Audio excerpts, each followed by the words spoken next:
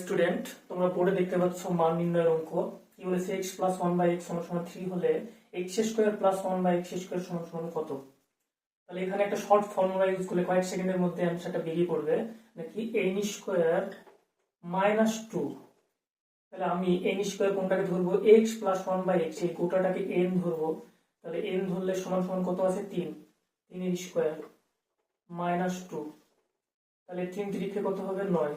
9 minus আছে, minus বসিয়ে দিলাম, 2 আছে, 2 বসিয়ে দিলাম, সমান সমান 9 এর মধ্যে 2 বার দিলে 7। তাহলে রাইট অ্যান্সার হবে এইটা। তোমাদের মধ্যে কোশ্চেন থেকেই যেতে পারে যে n স্কয়ার মাইনাস 2 এটা কোথায় থেকে এলো? n স্কয়ার মাইনাস 2, তো দেখো x square plus 1 by x square মানে a square plus b square formula কি পড়েছি আমরা ছোটবেলাতে?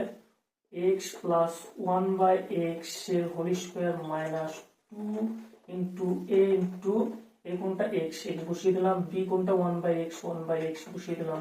কাটাকাটি করলে কি থাকবে? শুধুমাত্র 2 কে 2 থাকবে।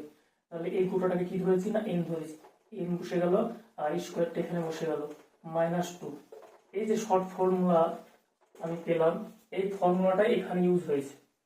ভিডিওটা ভালো লাগলে প্লিজ চ্যানেলটা সাবস্ক্রাইব করে দিবে।